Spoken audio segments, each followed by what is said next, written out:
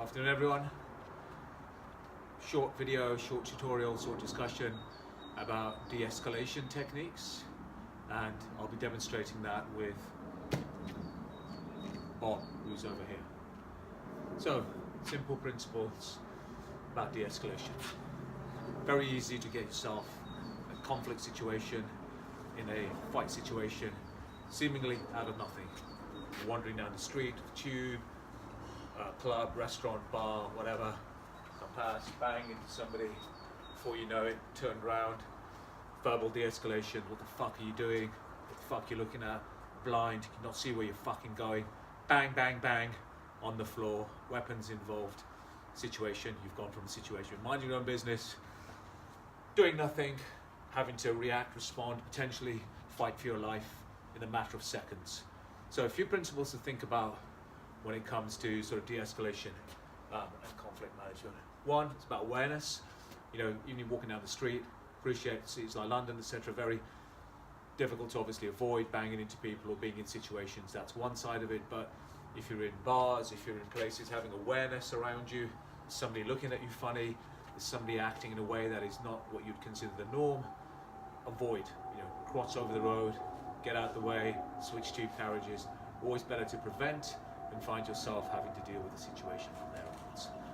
Second point I would say is, if you do find yourself in a situation you banged into somebody, somebody's banged into you, is to think about how can I swallow my ego and how can I de-escalate the situation quickly. So in this scenario, you know, Bob's banged into me, he's turned around, giving me a lot of verbals. First thing I'd be doing, going up an offense. Very sort of neutral sort of position here where I'm sort of effectively, you know, making myself deferential, at the same time talking in a way that says, sorry mate, all my fault, didn't see you, it's my fault, apologies, sorry.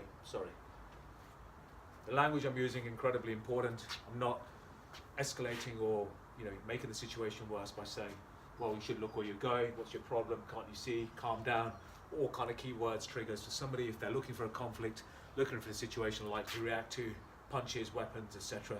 get drawn. So once again, look at the language. You know, I'm here, hands are nice and soft. I prefer situation, my hands being here. I'll talk about that in a minute. Some people have hands here, but also subtly I'm gauging myself and ready for a fight. I'm not in a position where I'm just kind of holding my hands up and doing this. I'm not in a situation where I'm down here. You've seen the stance video before. Look at my position here as I've gone up there. So I'm there, being a right-hander, my right leg is back, left leg is here.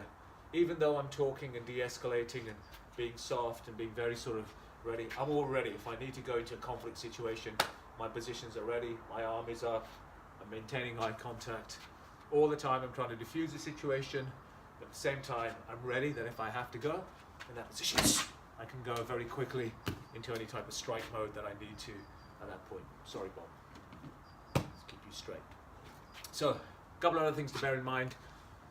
De-escalating, you know, I don't be moving backwards, end up moving backwards, pinned against a wall, attackers on top of you, then you're fighting in a sort of confined space you don't really want to. So try and maintain and move around in a sort of 360 view. So even I'm talking, sorry mate, it was all my fault, sorry, apologies, sorry, all my fault, but I'm trying to move around as opposed to back. Moving around gives me two things.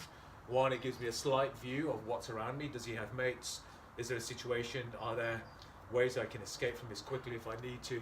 But also, as I said before, I'm not being pinned back whereby he's then on the front foot, he's got a chance of coming in there and I'm having to fight my way out of it as well.